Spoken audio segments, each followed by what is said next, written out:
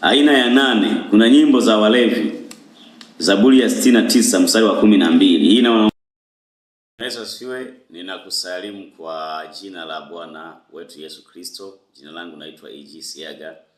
Sasa leo nataka nikuletee aina ya nyimbo ambazo zimetajwa kwenye Biblia. Aina ya nyimbo ambazo zimetajwa kwenye Biblia. Nataka nikutajie nyimbo kama 12, aina ya nyimbo 12 ambazo nimezisoma zimetajwa kwenye Biblia. Tunafahamu kwamba uimbaji ni sehemu muhimu katika wokovu, na kuna mjadala sana katika ulimwengu wa Kristo kuhusiana na aina ya nyimbo, kuhusiana na aina ya dance kanisani, kuhusiana na aina ya muziki. Kuna watu ambao wanasema kwamba kuna nyimbo za Mungu na kuna nyimbo ambazo ni za shetani. Na kuna kundi jingine linasema kwamba nyimbo zote zinafaa, hakuna muziki maalum wa Mungu. Kwa hiyo unaweza kaimba wimbo wote tu, iwe ni singeli, iwe lege, iwe ni sebene, iwe ni lumba, iwe ni R&B, iwe ni rock, iwe ni amapiano, iwe ni traditional dance, iwe ni muziki wowote ule, uwe ni muziki wowote ule au mchezo wowote ule. Kuna watu wanasema hivyo, na hoja yao ni kwamba wanasema shetani hana kitu chochote, ila vitu vyote ameiba. Na kuna wengine wanasema kwamba nitajie ni aina gani ya muziki ambao umeandikwa kwenye Biblia ni sahihi. Mimi nataka nikwambie kitu kimoja. Ukiwa unajenga hoja kwa namna hiyo, ndugu yangu, unakosea, kwa sababu Biblia kuna vitu vingi tu ambavyo haijaviandika moja kwa moja kwamba imesema kufanya hiki ni dhambi. Sasa ukiwa unajenga hoja kwa namna hiyo, maana yake unataka kufanana kama wale ndugu zetu wale ambao huwa tukiwashuhudia, unamshuhudia vizuri, anakuambia niambie wapi pameandikwa kwamba Ukristo ndio dini ya Mungu. Ukiniambia hivyo mimi nitaamini. Au anakuambia niambie ni wapi pameandikwa kwamba Yesu anasema mimi ni Mungu, halafu mimi nitaokoka, nitaacha imani yangu, nitaokoka. Sasa ujengaji wa hoja wa namna hiyo sio mzuri, sio sahihi. Biblia haipo kama unavyodhani wewe. Kuna vitu vingi tu ambavyo Biblia haijavisema moja kwa moja, ile tunavielewa ni dhambi. Kwa mfano, wewe nikikuuliza wapi pameandikwa kuvuta bangi ni dhambi, au wapi pameandikwa kuvuta sigara ni dhambi, au ugoro ni dhambi, hakuna sehemu yote ambayo pameandikwa hivyo, lakini tunaelewa hii ni nini? Ni dhambi. Sasa nataka nikutajie, twende kwenye hizo aina. Kuna aina ambazo nataka nikutajie hapa. Aina ya kwanza inaitwa wimbo wa Bwana. Kuna wimbo wa Bwana. Ukisoma Biblia mara kadhaa imetaja wimbo, akaimba wimbo wa Bwana. Na hiyo sadaka ilianza kutolewa ule wimbo wa Bwana ukaanza Kwa hiyo kuna kitu kinaitwa wimbo wa Bwana. Bwana ni nani? Tunafahamu Bwana ni Mungu. Yesu ni Bwana mwokozi wa maisha yetu. Tunafahamu Bwana ni yeye. Kuna wimbo wake unaitwa wimbo wa Bwana. Na hiyo tu inaniambia kama kuna wimbo wa Bwana Mungu wa mbingu na nchi, maana yake mabwana wako wengi. Kunaweza kuwa na wimbo wa mabwana wengine. Ukisoma hiyo kwenye kitabu cha Mambo ya Nyakati wa Pili sura ile ya 29 mstari wa 27 utapata inakuelezea hivyo kwamba wimbo wa Bwana, na umeandikwa mara kadhaa kwenye Biblia. Lakini aina ya pili ya nyimbo ambazo nimeziona kwenye Biblia zimeandikwa, kuna kitu kinaitwa wimbo mpya. Mwimbieni Bwana wimbo mpya, nao waimba wimbo mpya. Kwa hiyo kuna aina pia ya wimbo inaitwa wimbo wa nani? Wimbo mpya. Imeandikwa mara nyingi sana kwenye Biblia. Wimbo mpya imeandikwa mara kadhaa kwenye Biblia, wimbo mpya, wimbo mpya, wimbo mpya, wimbo mpya. Ukisoma Zaburi sura ya 33 mstari wa 3 anaeleza kwa habari ya wimbo mpya. Lakini aina ya tatu ambayo ni hot sana inaitwa wimbo wa wapumbavu. Kwa Biblia inataja pia kuna nyimbo za wapumbavu, kuna wimbo wa wapumbavu. Mhubiri 7 mstari ule wa 5. Hebu ngoja niisome hii hapa kwa sababu hii naona kuna kitu hapo naweza nikakielezea. Mhubiri 7 mstari wa 5. Mhubiri 7 mstari wa 5. Mhubiri 7 mstari wa 5 anataja wimbo wa wapumbavu. Anasema hapa, heri kusikia laumu ya wenye hekima kuliko mtu kusikia wimbo wa wapumbavu. Kwa hiyo kuna wimbo wa wapumbavu, kuna nyimbo za wapumbavu. Sasa kwa wale ambao mnajenga hoja kwamba muziki wote ni sahihi, sijui kama ni sahihi madhabahuni kwa Mungu tuimbe nyimbo za wapumbavu, kwa sababu Biblia imetaja kuna nyimbo za nini? Kuna nyimbo za wapumbavu au kuna wimbo wa wapumbavu. Sitaki sana kubaki hapo kwa sababu sifundishi na kutajia tu aina ya nyimbo. Sasa wewe utachambua na Roho Mtakatifu akuongoze. Lakini aina ya 4 kuna kitu kinaitwa wimbo wa kahaba. Kwa makahaba pia wana wimbo. Kuna wimbo wa nani? Kuna wimbo wa kahaba.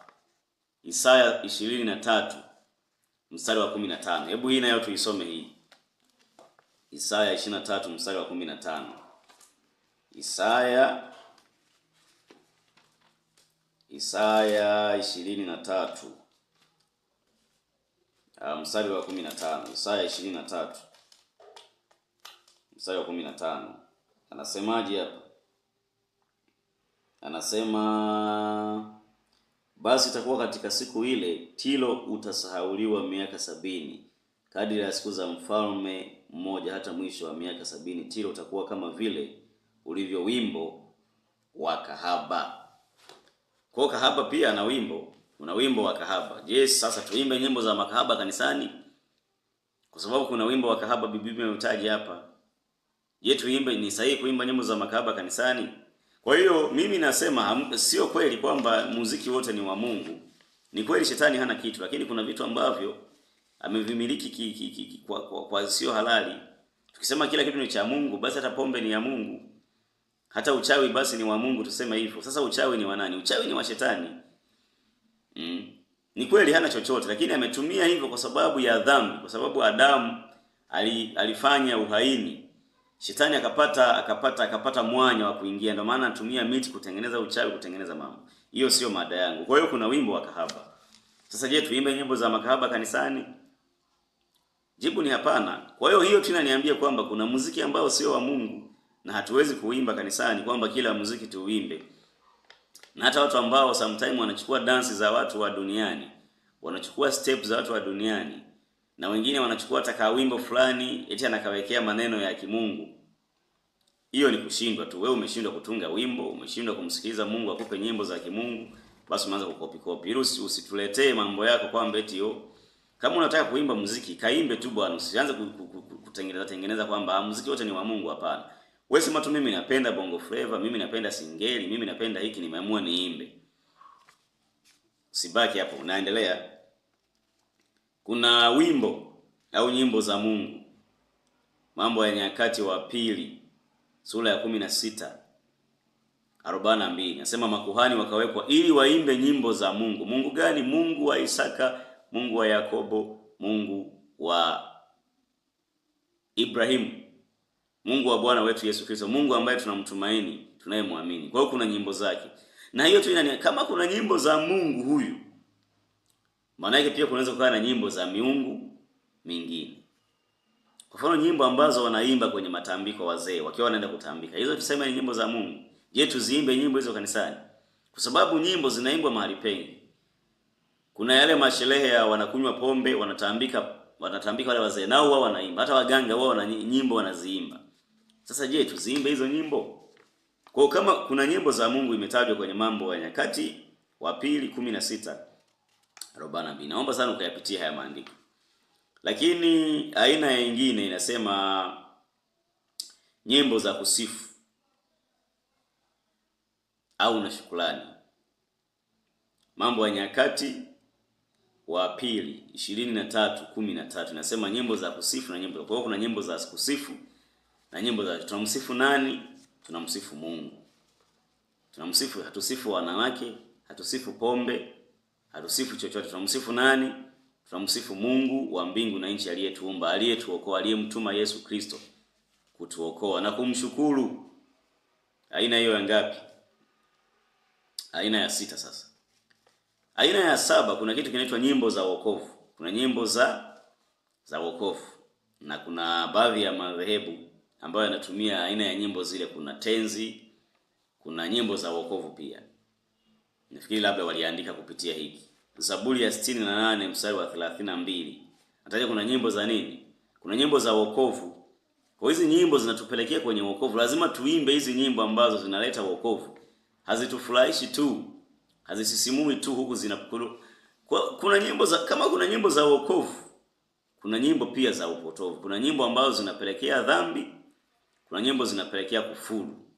Kwa mfano sasa hivi Tanzania hii, ili msanii awe bora, sasa wameona kuimba matusi, kuimba kufuru. Sasa wamezidi, wameanza kuingia mpaka kuimba maneno ya Mungu. Nasikia Bwana asifiwe kwa walevi, wamevaa uchi, halafu wanaimba nyimbo eti Bwana asifiwe. Ili ni mambo ambayo lazima tusimame tuyakemee. Na hata nyewe waimbaji mnaoimba nyimbo, sometimes nyewe ndio mnaoleta haya. Kama wewe unachukua wimbo wa watu wa duniani unaweka maneno hapo ya kwako, nyewe ndio mnaotuharibia. Wanaona kumbe ni kama tuko sawa nao tu, kwamba kama wao wanaimba nyimbo zetu na sisi tunaweza kuimba nyimbo zetu. Kwa hiyo waimbaji, mimi natoa challenge kwa waimbaji wa Tanzania, mnatakiwa msimame. Bila hivyo tunapoteza sifa ya Mungu katika taifa hili. Haya manyimbo ya muziki, si masingeli, manini haya yatatuharibia hili taifa. Sasa hivi mtu ili msanii awe mkubwa, wameona kama kuimba matusi sasa ndio sanaa. Sasa je, tufuate hayo? Na sisi tufanane na hayo? Hapana, tuweze kufanana hivyo. Sasa nyimbo za wokovu, lazima tuimbe nyimbo ambazo zinaleta nini? Zinatupelekea kwenye wokovu, zinaokoa.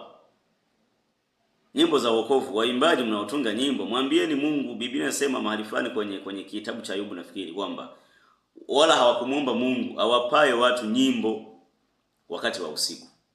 Kwa tuombe nyimbo ambazo watu wakizisikia waokoke. Nyimbo za nini? Za wokovu. Hizi ndizo zinafaa kuimba. Kwa kwaya, waimbaji wote tukiwa tufae tuimbe nyimbo za kumsifu Mungu, nyimbo za kuleta wokovu. Aina ya 8, kuna nyimbo za walevi. Zaburi ya 69 mstari wa 12. Hii naomba niisome. Zaburi ya 69 mstari wa 12. Zaburi ya 69 mstari ule wa 12. Zaburi ya 69 mstari wa 12. Nataja nyimbo za walevi. Nataja nyimbo za walevi. Anasema waketio langoni hunisema, na nyimbo za walevi hunidhihaki. Waketio langoni hunisema, na nyimbo za walevi hunidhihaki. Kama ambavyo nimekuambia, sasa hivi aina nyingi ya nyimbo za Tanzania mimi nimezistadi, wasanii wengi wa Tanzania. Wale wa hip hop, unajua hip hop, mimi nishawahi kusema kwamba muziki umejigawa kwa mambo. Hip hop ni mambo ya majigambo. Mimi ni nani? Mimi ni nani? Mimi ni nani? Mimi ndo nani? Mimi ndo nani? Ni majigambo, majivuno, kiburi. Yaani mtu akiwa anaimba unaweza kufikiri kwamba labda si utafikiri ni nani. Au utafikiri kwamba ana nguvu sana kuliko watu wote. Lakini kumbe ni majani tu, huyu mtu ni udongo, ni majani yanayonyauka. Lakini ukimsikia, unaweza kufikiri labda ni tajiri wa kwanza duniani, au yeye ndio mfalme, ndo nani. Lakini hawa wengine sasa ambao wanaitwa bwana pua kwa lugha nyingine, aina ya nyimbo zao zimejikita sasa hivi kwa mambo mawili. Nyimbo za wakahaba na nyimbo za walevi. Wanasifia pombe, na hizi zimejikita sana kwenye kufuru. Kumkufuru Mungu, kudhalilisha utu wa watu.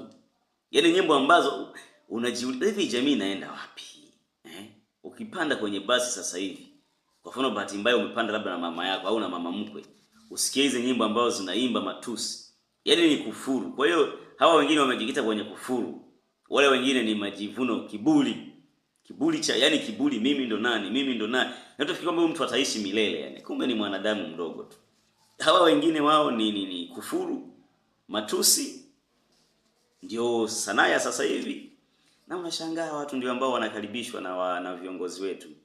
Halafu baadaye wanasema Watanzania msimamie maadili. Ila wale ambao wanaongoza kuharibu maadili ndio wanakaribishwa. Nitalizungumzia hilo siku nyingine. Hii sio leo nakutajia nyimbo tu.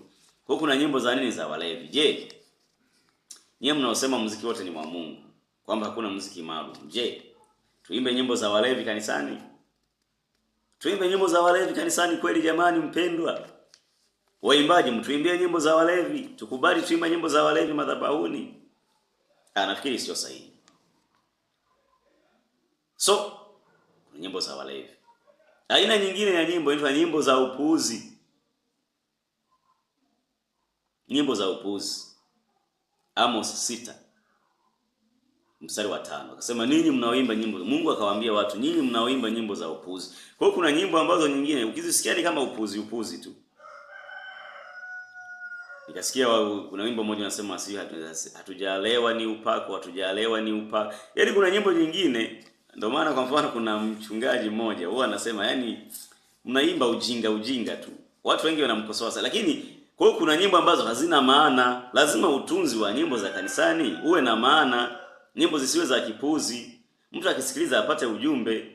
Na hata ile format ya kutunga nyimbo lazima izingatiwe, na maneno lazima yawe na maana. Kuna nyimbo ambazo ukikaa ukatafakari, kusema hivi huyu wimbo ameimba yani hauna mantiki. Sasa sijui labda kama tukiwa tunamwimbia Mungu tunaimba tu vyovyote vile. Lakini wimbo lazima uwe na mantiki. Wimbo sio wa kipuzi tu. Unaimba eti hatujalewa ni upako, hatujalewa ni upako, hatujalewa ni upako. Lazima uangalie utunzi wa nyimbo ni uhubiri. Na ndio maana zamani, mimi sio mzee sana, lakini nakumbuka mimi nikiwa mdogo, kanisani mkaribishaji alikuwa anasema, bwana, hebu tukasikilize wahubiri wa kwanza. Anasema waimbaji ni wahubiri kwa njia ya nyimbo. Muimbaji anahubiri kwa njia ya nini? Ya nyimbo. Kwa hiyo lazima wimbo wako uwe na maana, hata maneno yake tukiangalia yawe na maana, yamjenge mtu. Wewe ndiye Mungu, hubadiliki. Rohi Baba yangu na kuabudu. Uaminifu wako hauna kipimo, nayo matendo yako nayajua. Rohi Baba yangu na kuabudu, ubadiliki. Wewe ndiye Mungu, ubadiliki. Rohi Baba yangu na kuabudu, uaminifu wako una kipimo, nayo matendo yako ninayajua. Yaani wimbo ukiusikiza wewe mwenyewe unasikia wakazama kama risasi, e Bwana, katika miungu yote ni nani aliye kama wewe, mtukufuka. Ule wimbo ukiusikiliza, kwanza umetaja Biblia, lakini hata ule mtiririko, jamani, hata shule ya msingi na sekondari tulikuwa tunaambiwa tunga shairi lifuate vina. Kwa hiyo wimbo lazima pia ufuate zile nani. Ndio maana nyimbo kama hizi za vitabuni, nyimbo za tenzi, nyimbo za wokovu, unaweza ukapachikia hata sauti yoyote ile ukaimba. Kwa nini? Umezingatia noti. Na ndio maana zile nyimbo, kwa mfano kuna mzee mmoja kule kwetu, kuna kile kitabu cha zile nyimbo wazungu walileta na zile noti zake. Ukiwa na ile, kama unajua kusoma zile noti, unaweza ukaimba wimbo wowote ule. Ukimpelekea yeye nyimbo zote kwenye kitabu cha nyimbo za wokovu, kwa ambao wanatumia hicho kitabu, anakuambia sauti ya wimbo huu ni hii. Kwa nini? Kwa sababu zina mpangilio, zina noti, zinaeleweka, na ndio maana ni rahisi kupachika sauti nyingine tu kaimba. Kwa hiyo wimbo lazima pia uwe na maana, sio tu ziwe nyimbo za ajabu ajabu. Sio tu naamka unatunga wimbo ambao hataueleweki. Lazima wimbo uwe na maana jamani. Kama ni kusifu, usifu kibiblia. Kama ni kuhubiri, uhubiri. Lakini pia uzingatie vitu vingine. Lazima tuchanganye ustadi, tuchanganye pia na nini, na kiroho. Biblia inasema pigeni kwa ustadi. Kwa hiyo tusiimba nyimbo za upuzi. Nyimbo nyingi ni upuzi tu, ndio ambao pia wanaimba kule duniani. Sasa tusiwe kama hao jamani. Ngoja nisibaki. Kuna nyimbo za hekaluni, Amos 8:10. Nyimbo za hekaluni. Hizi tunapaswa kuimba nyimbo za hekaluni jamani. Kuna nyimbo za nini za hekaluni?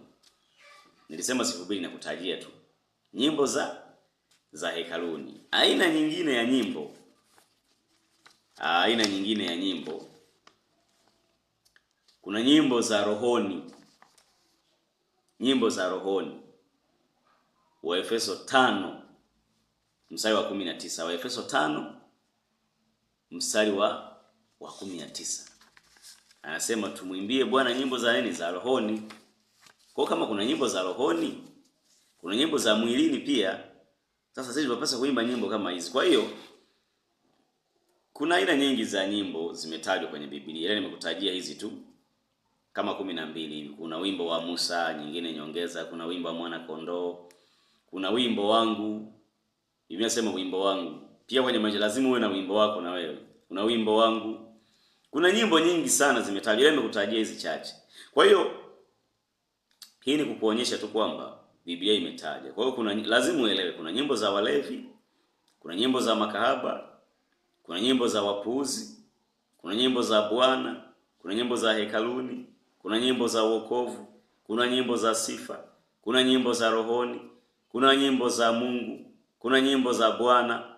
Sasa lazima wewe uangalie huu wimbo unaotunga, kama wewe ni mwimbaji, wewe mchungaji, nyimbo ambazo unaruhusu. Rafiki yangu mmoja aliwahi kuniambia kuna mwimbaji siku moja aliingia kanisa fulani Dar es Salaam kule maeneo nafikiri ya Mbagala. Akawa naimba Yesu ni noma, Yesu ni noma. Yule mchungaji akamwambia, hebu zima kwanza. Hebu zima kwanza. Akazima vyombo, akamwambia wana msee mtumishi. Na uzuri yule kijana alielekezwa akaelewa. Sasa kuna trendi ambayo waimbaji wamekuja kutafuta tu views na kutrendi. Rafiki yangu, kutrendi sio kwamba ndio umepata kibali kwa Mungu. Kualikwa na media fulani ya Tanzania, kualikwa kwenye tamasha fulani ambalo limeandaliwa na msanii ambaye anaimba nyimbo za kufuru, sio kwamba ndio umefanikiwa. Sasa mtu anaimba Yesu ni noma. Usi ni upuzi huu. Noma ni nini? Na Yesu amekuwaje noma? Kwa hiyo lazima tuangalie mchungaji, hizo nyimbo unazoruhusu. Hawa waimbaji hawa watu wanaitwa binafsi, tukiwaruhusu waende kama wanavyotaka, watatuharibia kanisa, watatuharibia sifa, watatuharibia uimbaji. Na wewe muimbaji, watunzi wa Tanzania tunafanya vizuri sana. Kuna waimbaji wengi wanafanya vizuri, wala siwezi kuwasema vibaya, lakini sasa lazima muangalie wewe mtunzi kwamba huu wimbo niliotunga hivi kwenye hizi nyimbo za Biblia zilizotajwa. Usioka unaimba nyimbo za makahaba, usioka anza kuimba nyimbo za wapuzi, usioka anza kuimba nyimbo za walevi. Mimi nimekwambia, nimekuonya. Kwa lazima uangalie pia huu wimbo na utunga, na tufate ustadi wa utunzi wa nyimbo. Yaani kuna nyimbo nyingi mimi wanawaambia watu, kiusikiliza ule wimbo, ukiangalia maneno yake, mbona hayana maana, hata tu kwa lugha ya kawaida, hata kwa upatanisho tu. Kuna kitu tulikuwa tunakiita upatanisho wa kisarufi. Mbona hata maneno hayaendani, au maana ukiyajumlisha mbona haiendani? Mbona kama haiji? Sasa lazima pia kwa nimekutajia hizi aina ya nyimbo. Lakini jamani, jamii ya Tanzania lazima tuangalie. Na mimi niwape challenge nyingine. Nyewe waimbaji wa Tanzania, mna challenge ya kupigana na hawa waimbaji wa dunia. Wanaharibu jamii hawa. Ni aibu sasa hivi taifa la Tanzania. Yaani kuna nyimbo ukipigwa unafunika uso, kama ulikuwa umekaa sebuleni, inabidi ujifanye kama unapokea simu utoke kwa sababu ya aibu. Sasa nyinyi lazima mjue. Na nyinyi mkienda kwenye kategori hii, tutapoteza sifa za Mungu kwenye taifa la Tanzania. Hizi ni siku za mwisho. Shetani anazidi kuharibu jamii. Mimi wanawaambia watu, ukiangalia Bongo Flava ya mwaka 2000 na ya mwaka 2025 ni tofauti sana. Angalau wale walikuwa wanajitahidi basi kuimba, hata kuficha basi. Unajua sanaa ni kuficha.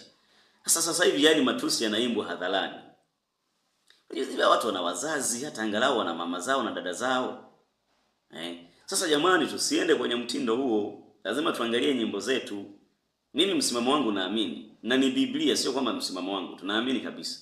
Kuna nyimbo ni za Mungu, kuna nyimbo sio za Mungu, kuna nyimbo za shetani. Nyimbo za shetani zipo.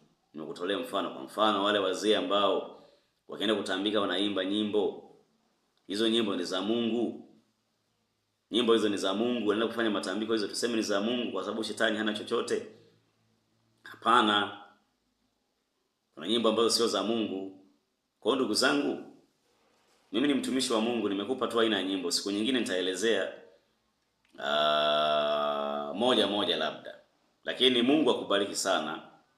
Mimi nawaombea sana. Mimi kwa naomba hili ni taji langu, tupate watunzi wa nyimbo Tanzania ambao wataimba nyimbo zinazoleta wokovu.